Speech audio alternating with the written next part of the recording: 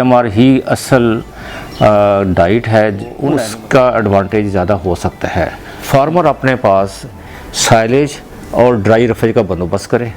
कोई एक भी फार्मर ना होगा पूरे पाकिस्तान में कि जिसने इसके साथ जब भी यूज़ किया और उसका पॉजिटिव रिज़ल्ट ना लिया हो। और मिल्किंग टाइम के अंदर हम उसको कंसनट्रेट, जिसको हम बाड़ा कहते हैं, वो डाल के तो दूध लेने की कोशिश करते हैं। तो ये तो सबसे ही ज़्यादा नेगेटिव तरीका है आई थिंक फीडिंग का। एक एनिमल का जो ड्राई मैटर इनटेक है उसके अंदर वो पूरा नहीं होता, तो वो कॉन्सेप्ट फीडिंग का पूरा ही नहीं होता। बॉडी स्ट्रक्चर छोटा रह जाएगा और मसल मास बढ़ जाएगा। ये उसी तरह ही उसको लेके चलेंगे और इससे एफिशिएंसी बेहतर होगी।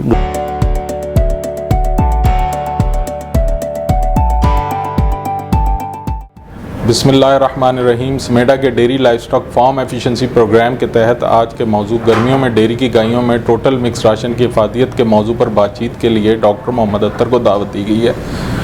डॉक्टर मोहम्मद अत्तर PhD एनिमल न्यूट्रिशन है और कौमी व बैनुल अक़वामी इदारों से एनिमल फीड फार्मूलेशन पर तरबियत याफ्ता हैं और पाकिस्तान की लाइफ स्टॉक इंडस्ट्री में 30 साल से माहिराना खिदमात सर अंजाम दे रहे हैं। डॉक्टर मोहम्मद अत्तर ने 2012 में समेडा की तजवीज़ पर आला नस्ल की डेयरी गायों में TMR फीडिंग पर तहकीकाती काम शुरू किया, जिसको मुख्तलिफ मॉडल फार्म्स पर कामयाबी के साथ समेडा की मदद से नाफिज किया गया। इसकी वजह से गायों की पैदावारी सलाहियत यानी दूध की पैदावार में गर्मियों के मौसम में तकरीबन 30% तक इजाफा रिकॉर्ड किया गया।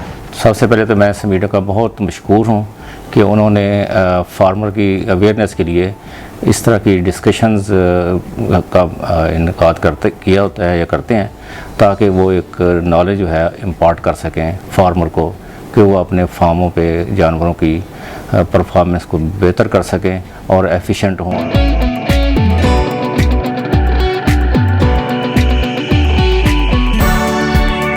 जहाँ तक आपका सवाल TMR का है, तो मैं समझता हूँ कि ये TMR हमें आज लगता है शायद कि नया कॉन्सेप्ट है। हमें अब फार्मर को इसमें तो कोई दूसरी राय अब नहीं रहेगी कि TMR वर्सेस सेपरेट फीडिंग कोई कंपैरिजन नहीं है। TMR ही असल डाइट है उन एनिमल की जिनके अंदर दो फीडिंग सिस्टम है। एक तो वो डाइजेशन है जो सिंपल स्टोमक की डाइजेशन है, दूसरा हमने बैक्टीरिया को ग्रो करवाना है जिन्होंने माइक्रोबियल प्रोटीन या मेटाबॉलिक प्रोटीन देनी है और कुछ नॉन डिग्रेडेबल प्रोटीन आगे जाके डाइजेस्ट करवानी है। अब हॉट एंड ह्यूमिड क्लाइमेट में TMR का क्या हमने उसके अंदर चेंजेस लेके आनी है ताकि उसकी परफॉर्मेंस डिस्टर्ब ना हो। हम गर्मी में दो जोन में डिवाइड कर सकते हैं, जैसे मार्च से लेके हम up to start of June. इसमें हॉट वेदर तो होता है लेकिन ह्यूमिडिटी कम होती है, तो ये एवापोरेटिव कूलिंग सिस्टम से तो ये इसकी कूलिंग हम कर सकते हैं और अच्छी इफेक्टिव कूलिंग हो जाती है। स्प्रे सिस्टम कर लें, कूलिंग सिस्टम कर लें, स्प्रिंकलिंग कर लें या मिस्ट कर लें, लेकिन जो ही ह्यूमिडिटी बढ़ती है, ह्यूमिड और हॉट दोनों ब्लेंड होते हैं, तो उस वक्त हमारे पास सवाई इस चीज़ के हम एयर की वेलोसिटी बहुत ज़्यादा तेज़ कर लें ताकि विंड चिल इफेक्ट आए और एनिमल अपने feel like temperature low feel करे, या डिह्यूमिडिफायर लगाएं जैसे AC में होता है कि ह्यूमिडिटी कम होती है। लेकिन ये दोनों चीज़ें बड़ी मुश्किल हैं, लेकिन इसके लिए करना तो इवेंचुअली करना तो पड़ेगा ही।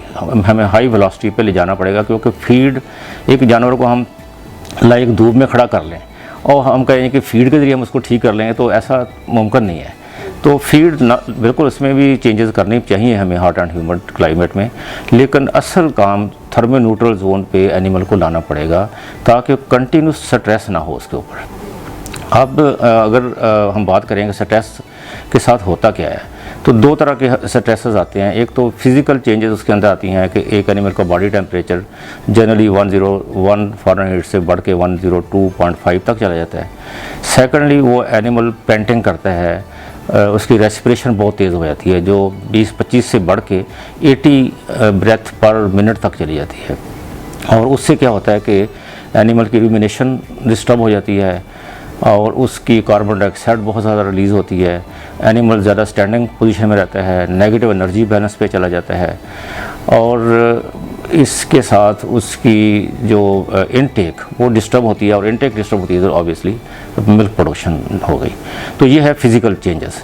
इसके बाद असल जो चेंजेस मेटाबॉलिक आती हैं वो इतनी ज़्यादा चेंजेस हैं कि इसमें मैं इसको इतने थोड़े टाइम में शायद डिस्क्राइब ना कर सकूं। लेकिन एक जो मेजर चेंज है कि बॉडी के अंदर फिजियोलॉजिकली मेटाबॉलिक जो सिस्टम है उसमें कार्बन डाइऑक्साइड और बाइकार्बोनेट का एक सर्टन रेशियो होती है। लाइक जैसे bicarbonate to carbon dioxide is 20:1 is normal ratio. जब एनिमल बार बार ब्रीथ करता है और कार्बन डाइऑक्साइड रिलीज़ करता है तो क्या होता है कि कार्बन डाइऑक्साइड की रेशो बॉडी में कम हो जाती है और बाइकार्बोनेट बढ़ जाता है। एनिमल उसको पूरा करने के लिए क्या करता है कि किडनी के ज़रिए बाइकार्बोनेट को सक्रीट करता है, और उससे क्या होता है कि एनिमल के अंदर बाइकार्बोनेट्स का लेवल डाउन हो जाता है। जो सलाइवा के अंदर बाइकार्बोनेट्स होने चाहिए वो लेवल कम हो जाएगा। एक तो सलाइवा वैसे कम प्रोड्यूस होगा और दूसरा बाइकार्बोनेट कम हो जाएंगे। जब बाइकार्बोनेट कम होंगे तो उसके र्यूमर के अंदर एक एक्यूट लेवल की एसिडोसिस क्रिएट हो जाती है और वो कंटिन्यूस रहती है, और उससे क्या होती है उसकी डाइजेशन सारी डिस्टर्ब होगी, लेमनेस भी आ जाएगी, मेस्टाइटिस भी उस पर आ सकती है। अब उसको इस जो है एसिडोसिस को ख़त्म करने के लिए दो तरीके हैं कि हमको बफर दें या इसकी बाइकार्बोनेट मीठा सोडा दें, उसका भी एक सर्टन लिमिट है। फिर हम क्या कर सकते हैं, नेगेटिव एनर्जी को दूर करने के लिए हमारे लोग क्या करते हैं कि फाडर कम कर देते हैं और कंसनट्रेट और बढ़ा देते हैं, उससे और एग्रेवेट कर जाता है। क्योंकि स्टार्च जब देंगे तो और इसके अंदर फैटी एसिड ज़्यादा प्रोड्यूस होंगे तो एसिडिटी और ज़्यादा बढ़ जाएगी। जब हम फाइबर ज़्यादा करेंगे उसको रिमूव करने के लिए एसिडोसिस को, तो उसकी डाइजेशन स्लो हो जाएगी। रूमिनेशन पहले ही स्लो है तो उसकी हीट इंक्रीमेंट ऑफ डाइजेशन वो भी बढ़ जाएगी। तो ऐसा एक सिंड्रोम बन जाता है कि वो समझ नहीं आती कि इसको हम कहाँ से पकड़ें इस चीज़ को लेके आएँ। तो TMR में हम उसको एक तो थोड़ा डेंस राशन देना ही पड़ेगा हमें, क्योंकि उसकी इनटेक कम हो जाती है और हमें उसकी नेगेटिव एनर्जी को पूरा करने के लिए थोड़ा सा डेंसिटी बढ़ानी पड़ेगी। लेकिन उसके अंदर सबसे बड़ी बात जो है वो फाइबर की सिलेक्शन, उसको हम कहते हैं कि इफेक्टिव फाइबर को हम कंसिडर करेंगे। इफेक्टिव फाइबर वो फाइबर है कि जिसकी च्यूइंग बहुत अच्छी हो, जिसकी जुगाली के साथ वो ज़्यादा से ज़्यादा सलाइवा सेक्रीट करे और उसके अंदर बफरिंग करके र्यूमन की pH को वो प्रॉपर जगह पे ले गया है। उसके दो तरीके हैं। एक तो हम फाइबर ज़्यादा फारजे से लें, जो भी हम NDF लेवल अटेन करते हैं हमारी कोशिश होनी चाहिए कि 70 से 75% NDF वो फारज से आए। गर्मियों में ख़ास तौर पे फारज की रेशो ज़्यादा होनी चाहिए और रफ़ेज जो ड्राई रफ़ेज है जिसमें लिग्निफाइड NDF होता है, लिग्निफाइड फाइबर होता है और NDF लेवल भी हाई होता है, उसकी रेशो थोड़ी सी कम होनी चाहिए। अच्छा, दूसरा तरीका एक पेन स्टेट जो है फाइबर सेपरेशन सिस्टम है जिसको PNE फाइबर भी कहते हैं, फिजियोलॉजिकल फाइबर फैक्टर फाइबर भी कहते हैं। वेरी सिंपल 3 या 4 सीव होती हैं। एक सीव है पहली ऊपर टॉप पे 19 मिलीमीटर का होल उसके अंदर होता है। उसके बाद दूसरी सीव होती है, उसके अंदर 8 मिलीमीटर का सुराख होता है। उसके नीचे जो है वो तकरीबन 4 mm का या उससे भी कम बेश होता है। अब क्या करते हैं कि जो इसको सीव करते हैं ना फाडर को या साइलेज को, जो दो दरमियान वाली सीव में रह जाए ना उसको तकरीबन 60-70% फाइबर वो रह जाएगा, उसको हम फिजियोलॉजिकल इफेक्टिव फाइबर कहते हैं। ये हर बंदा अपने फार्म पे मुहैया कर सकता है। उसका फ़ायदा ये है कि इतना लेंथी भी फाइबर नहीं होता कि उसको डाइजेशन उसकी डिस्टर्ब करे, और ना ही इतना फाइन होता है कि उससे एसिडोसिस क्रिएट हो जाए।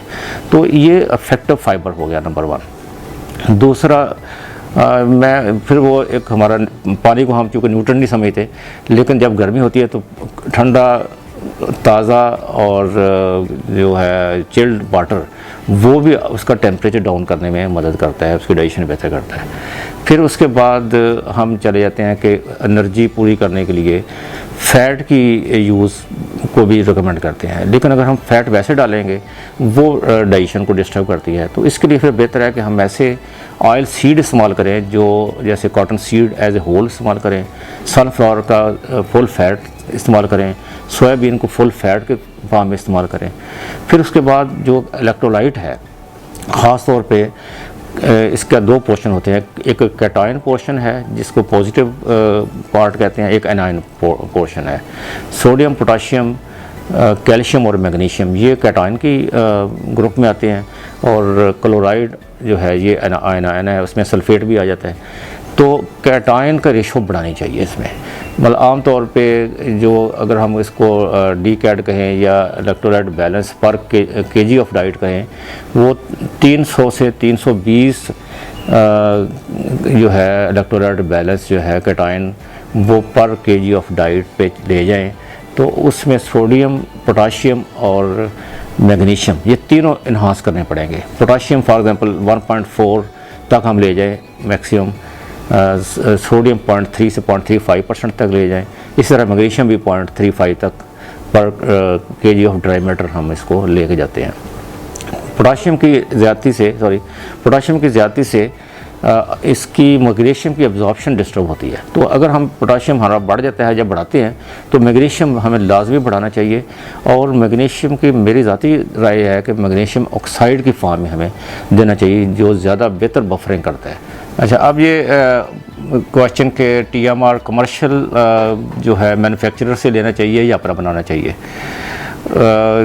मेरा ज़ाती ख्याल है कि अगर कोई बंदा अपना TMR बना सके तो उसका एडवांटेज ज़्यादा हो सकता है, लेकिन मैंने प्रैक्टिकली भी देखा है और हमारी लिमिटेशंस हैं। फॉर एग्जांपल किसी का 100 एनिमल का फार्म है, 50 का है, 200 का है, उसके पास वो लैब फैसिलिटीज़ नहीं है, मतलब बड़ी basic facility, just dry matter, उसके साइलेज का ड्राई मैटर क्या है, मटेरियल का ड्राई मैटर क्या है, जो TMR बना है उसका, जब तक ड्राई मैटर नहीं पता लगेगा तो ड्राई मैटर इनटेक का कैसे पता चलेगा।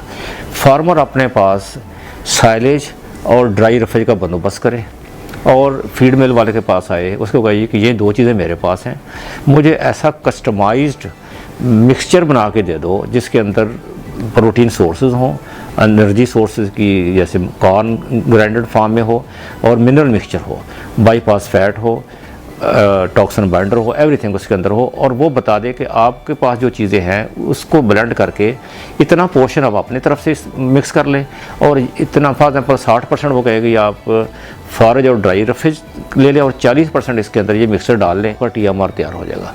मेरा ज़ाती ख्याल है कि फ्यूचर में यही चलेगा, एक म्यूचुअल ट्रस्ट, म्यूचुअल शेयरिंग के, नॉलेज शेयरिंग के साथ कस्टमाइज्ड कंसनट्रेट क्यों सप्लाई कर रहा है ना, उसके पास लेबॉर्ट्री है, वो प्रोटीन चेक करेगा, सोयाबीन की भी, कैनोला की भी, रेपसीड की भी, मकई की मॉइस्चर चेक करेगा, एफ्लाटॉक्सिन चेक करेगा, मिनरल वो अच्छी क्वालिटी के डालेगा, तो वो एक कॉन्फिडेंस बिल्ड हो जाएगा।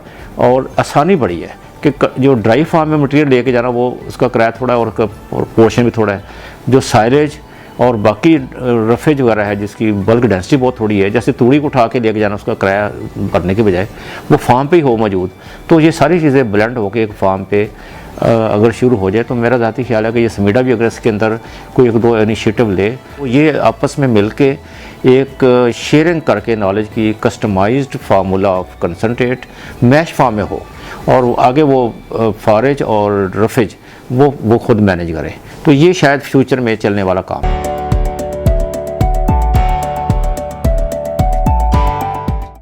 इनिशियली एक तो SMIDA का पॉइंट ये था कि एक अच्छी एनवायरनमेंट दी जाए, क्योंकि अच्छी एनवायरनमेंट जब तक नहीं देंगे, थर्मोन्यूट्रल जोन नहीं देंगे एनिमल को, तो वो परफॉर्म नहीं करेगा।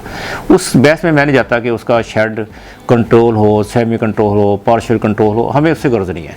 एनिमल को जो उसकी एनवायरनमेंट चाहिए वो उसको मिलनी चाहिए। ये SMIDA ने बड़ी कोशिश की और लोगों को पैगाम दिया। उसके बाद फीडिंग होती है, जेनेटिक्स का तो पहले डिटर्मिन करना करके ही वो शुरू होता है काम। अच्छा, इसके अंदर ना ये बड़ा नया कॉन्सेप्ट था, तो SMIDA के टीम के साथ हमने मिलके एक इनिशिएटिव लिया। हमने कहा कि वाई नॉट के फार्मर को बिल्कुल कॉन्सेप्ट ही नहीं है कि TMR होता है क्या है। जो बड़े बड़े फार्म हो तो वो कंसल्टेंट हायर कर लेते हैं, बाहर से भी आ जाते हैं, तो एक आम फार्मर तो नुकसान ही किया जा रहा है। तो उसमें फिर हमने एक इनिशिएटिव लिया कि हम वही TMR वो जो कंसल्टेंट उनका शायद उससे भी बेहतर हमने बना के दिया, और शायद कोई एक भी फार्मर ना होगा पूरे पाकिस्तान में कि जिसने इसके साथ जब भी यूज़ किया और उसका पॉजिटिव रिज़ल्ट ना लिया हो। थोड़ा बहुत वो शेल्फ लाइफ का इशू हुआ है, तो ये शायद तो डिटर्मिन करवा दी। SMIDA ने इतना पैगाम पहुँचाया घर घर में, अब बल्कि काफ़ी सारी कंपनीज़ इस बात पे सोच रही हैं कि हम कमर्शियल TMR कोई कैसे प्रमोट करें, और फ्यूचर में बताऊँ वनडे का जो कमर्शियल फ्यूचर है ना, उसकी जगह रिप्लेसमेंट ये TMR होगा। वनडे के मैं ख़िलाफ़ नहीं हूँ। वनडा बेसिकली एक कंसनट्रेट है जिसके अंदर किसी को भी नहीं पता, ना कोई शेयर करता है कि कितनी प्रोटीन डिग्रेडेबल है ह्यूमन की और कितनी अनडिग्रेडेबल है, कोई शेयर नहीं करता। उसके अंदर क्या NDF लेवल है, क्या ADF लेवल है, क्या मिनरल प्रोफाइल है और क्या कौन सी प्रोटीन है। तो वो एक जर्नल सी एक मुबहम सी बात है कि ये TDN लिख दिया जो दुनिया में कोई चेक भी नहीं कर सकता, और एक प्रोटीन लिख दी, बस डेट्स इट। और रेट की रेस लगी हुई है कि इस रेट पे बिक रहा है। ये जो TMR का कॉन्सेप्ट है ना, ये इसमें एक ओनरशिप है। आप एक ब्रांड से TMR देंगे, एक एनिमल है और आप TMR है, एनिमल की परफॉर्मेंस नहीं आएगी तो TMR की वजह से नहीं आएगी, आएगी तो TMR की वजह से आएगी। तो जब बंदा ओनरशिप लेता है तो उसके अंदर फिर एफर्ट बहुत ज़्यादा करता है। वनडे वाला तो कहेगा ना आपका फॉडर ठीक नहीं था, आपका तोड़ी ठीक नहीं थी, आपका ब्रॉड ग्रास ठीक नहीं थी। इसके अंदर एक बहुत बड़ी ओनरशिप वाली बात है, और स्मीडा ने मेरा ख्याल है कि फार्मर को वो अवेयरनेस दी है कि वो कम से कम सोचे कि खुद TMR बनवाए, कस्टमाइज TMR करे या बनाए किसी से ले। इसके अलावा फ्यूचर सर्वाइवल देखो, फीड ही 70-80% ऑफ दी है हर्ड की कॉस्ट।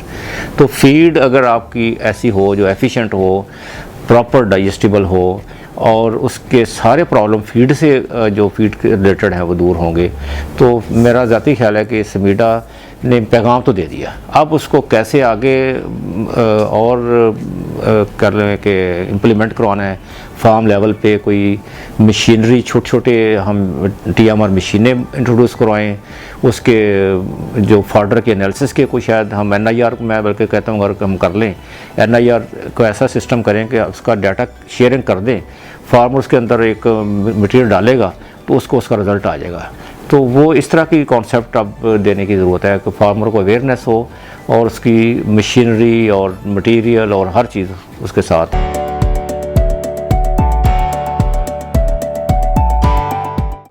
अच्छा देखिए, रवायती फीडिंग हमारे दो तरह से होती है। एक तो है कि हम सारा दिन उसको आगे फॉडर डाल देते हैं या मैक्सिमम उसके अंदर तूड़ी मिक्स कर देते हैं, और मिल्किंग टाइम के अंदर हम उसको कंसनट्रेट, जिसको हम बाड़ा कहते हैं, वो डाल के तो दूध लेने की कोशिश करते हैं।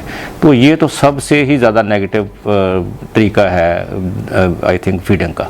होता यह है कि फाइबर, बैक्टीरिया को जब फाइबर मिलता है तो उसको प्रोटीन भी चाहिए ग्रो करने के लिए। उसके अंदर लाइक हम जो कंसनट्रेट देते हैं उसके अंदर NPN भी है।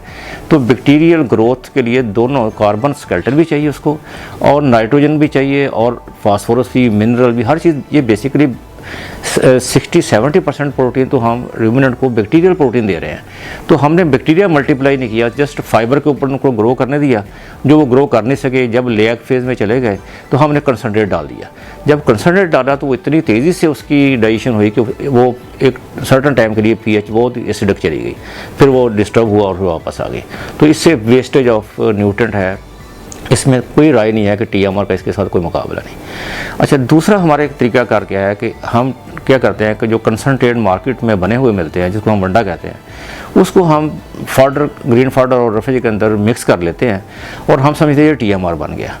TMR इसलिए नहीं वो बना कि जब तक वो कस्टमाइज्ड कंसनट्रेट नहीं होगा कि जो फॉडर से क्या न्यूट्रेंट आ रहे हैं और वो बनाने वाला हमारे साथ शेयर नहीं करता कि वो न्यूट्रेंट क्या दे रहा है, दोनों का ब्लेंड होके और जो मिक्स राशन है वो डेली रिक्वायरमेंट का एक एनिमल का जो ड्राई मैटर इनटेक है उसके अंदर वो पूरा नहीं होता, तो वो कॉन्सेप्ट फीडिंग का पूरा ही नहीं होता। तो TMR का बेसिक कॉन्सेप्ट यह है कि animal per day dry matter intake के अंदर जो उसकी रिक्वायरमेंट है, प्रोटीन की, कैल्शियम, फास्फोरस, नेट एनर्जी की, fibre, starch, sodium, potassium, everything, वो पूरी कंप्लीट होती है उस ड्राई मैटर के अंदर। तो ये कॉन्सेप्ट TMR के अलावा पॉसिबल ही नहीं है किसी चीज़ में। हाँ, इसमें एक हाई यील्डिंग हो तो बहुत अच्छी एफिशिएंसी हो जाती है, लो यील्डिंग हो तो, और मतलब हर एक के लिए थोड़ा दूध देने वाला हो, ज़्यादा देने वाला हो, एफिशिएंसी TMR के ही अंदर है।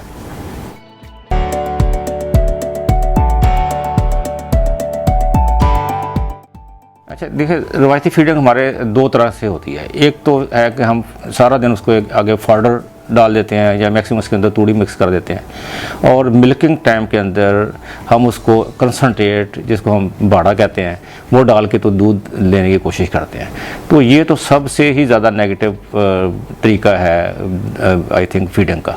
होता ये है कि फाइबर, बैक्टीरिया को जब फाइबर मिलता है तो उसको प्रोटीन भी चाहिए ग्रो करने के लिए। उसके अंदर लाइक हम जो कंसनट्रेट देते हैं उसके अंदर NPN भी है, तो बैक्टीरियल ग्रोथ के लिए दोनों कार्बन स्केलेटन भी चाहिए उसको, और नाइट्रोजन भी चाहिए, और फास्फोरस भी, मिनरल भी, हर चीज़। ये बेसिकली 60-70% प्रोटीन तो हम रूमिनेंट को बैक्टीरियल प्रोटीन दे रहे हैं। तो हमने बैक्टीरिया मल्टीप्लाई नहीं किया, जस्ट फाइबर के ऊपर उनको ग्रो करने दिया। जो वो ग्रो कर नहीं सके, जब लेग फेज में चले गए तो हमने कंसनट्रेट डाल दिया। जब कंसनट्रेट डाला तो वो इतनी तेज़ी से उसकी डाइजेशन हुई कि वो एक सर्टन टाइम के लिए pH बहुत एसिडिक चली गई, फिर वो डिस्टर्ब हुआ और फिर वापस आ गई। तो इससे वेस्टेज ऑफ न्यूट्रेंट है, इसमें कोई राय नहीं है कि TMR का इसके साथ कोई मुकाबला नहीं। अच्छा, दूसरा हमारा एक तरीकाकार क्या है कि हम क्या करते हैं कि जो कंसनट्रेट मार्केट में बने हुए मिलते हैं, जिसको हम वंडा कहते हैं, उसको हम फाडर, ग्रीन फाडर और रफेज के अंदर मिक्स कर लेते हैं, और हम समझते हैं TMR बन गया। TMR इसलिए नहीं वो बना कि जब तक वो कस्टमाइज्ड कंसनट्रेट नहीं होगा कि जो फाडर से क्या न्यूट्रेंट आ रहे हैं और वो बनाने वाला हमारे साथ शेयर नहीं करता कि वो न्यूट्रेंट क्या दे रहा है, दोनों का ब्लेंड होके और जो मिक्स राशन है वो डेली रिक्वायरमेंट का एक एनिमल का जो ड्राई मैटर इनटेक है उसके अंदर वो पूरा नहीं होता, तो वो कॉन्सेप्ट फीडिंग का पूरा ही नहीं होता।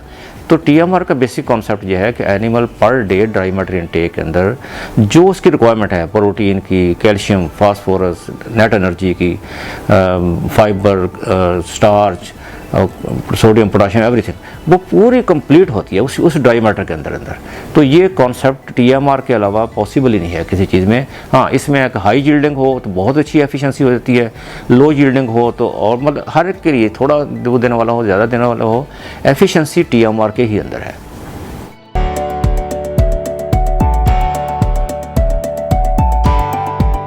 हीफर्स के अंदर TMR की इम्पोर्टेंस मैं समझता हूँ कि इसके अंदर हीफर हो या लैक्टेटिंग एनिमल हो, TMR ही असल डाइट है उसकी, और इम्पॉर्टेंस इसकी और ज़्यादा बढ़ जाती है हीफर के अंदर, क्योंकि हीफर को हमने इस तरह ग्रो कराना है कि उसका बॉडी स्ट्रक्चर या बोन स्ट्रक्चर कह लें और मसल मास, इसकी एक सर्टन रेशियो होती है। अगर फॉर एग्जांपल हम एनिमल को अंडर फेड कर लें और बाद में हम कहेंगे उसका वज़न बढ़ जाए, तो उसका बॉडी स्ट्रक्चर छोटा रह जाएगा और मसल मास बढ़ जाएगा, और दूसरा फैट डिपोजिशन हो जाएगी, उसके रिप्रोडक्टिव ट्रेट्स जो है या उसके ऑर्गन हैं वो डिस्टर्ब हो जाएंगे। तो मेरा ख्याल है कि TMR जो है इसके जनरली वैसे हीफर के अंदर 3 ग्रुप बनाए जाते हैं। पहला ग्रुप जो है उसका 2-3 महीने का होता है, जिसके अंदर प्रोटीन बहुत ज़्यादा चाहिए, कोई 18 से 20% तक प्रोटीन उसको चाहिए। दूसरा ग्रुप जो है वो अगले नेक्स्ट 6 महीने का है, उसमें प्रोटीन अच्छी खासी कम हो जाती है, अबाउट 13 से 13.5-14 हर प्रोटीन, मतलब ड्रास्टिकली प्रोटीन कम हो गई। और तीसरे फेज़ में तो हार्डली उसको 12 से 13% प्रोटीन चाहिए। अब देखें, अगर आप फेजेस नहीं करेंगे तो आपका एक्सपेंस भी बढ़ जाएगा, आप ज़्यादा प्रोटीन का दिए जा रहे हैं फीड, लेकिन आपका वो जो असल मकसद है ना कि एनिमल का स्ट्रक्चर और मसल मास और उसकी ग्रोथ अकॉर्डिंग टू स्टैंडर्ड, वो नहीं हो पा रही। इसी तरह कैल्शियम शुरू में ज़्यादा चाहिए, फास्फोरस शुरू में ज़्यादा चाहिए, लाइक अगर उसको 0.8% कैल्शियम चाहिए पहले फेज़ में, दूसरी फेज़ में 0.5 हो जाएगी, और तीसरे में बहुत कम हो गए 0.35 पे चली जाएगी। इसी तरह फास्फोरस उससे आदि करेंगे तो वो भी कम होती जाएगी। एनर्जी है, फॉर एग्जांपल 1.7 नेट एनर्जी चाहिए अगर पहली फेज़ में, दूसरी फेज़ में 1.5 और तीसरे में 1.4 चाहिए। तो ये उसी तरह ही उसको लेके चलेंगे और इससे एफिशिएंसी बेहतर होगी, ग्रोथ बहुत अच्छी होगी। और कॉस्ट मैं बताऊं कि हमारे 1-2 फार्मर हैं जिन्होंने TMR पे रेयरिंग की है, उनके इतनी कम कॉस्ट पे हीफर ग्रो कर गए हैं। अब बल्कि मेरी बात हो रही है जो IVF पे लोग काम कर रहे हैं, क्योंकि उन्होंने आगे ये रेयर करके बेचने हैं हीफर बना के, तो वो इस पे सोच रहे हैं कि हम TMR पे उसको ग्रो करके तो उनकी कॉस्ट अभी से वर्कआउट करेंगे, क्योंकि इससे हम उसकी कॉस्ट वर्कआउट कर सकते हैं पहले दिन के कितने में हमें एनिमल कॉस्ट करेगा इसकी अडल्ट होने तक।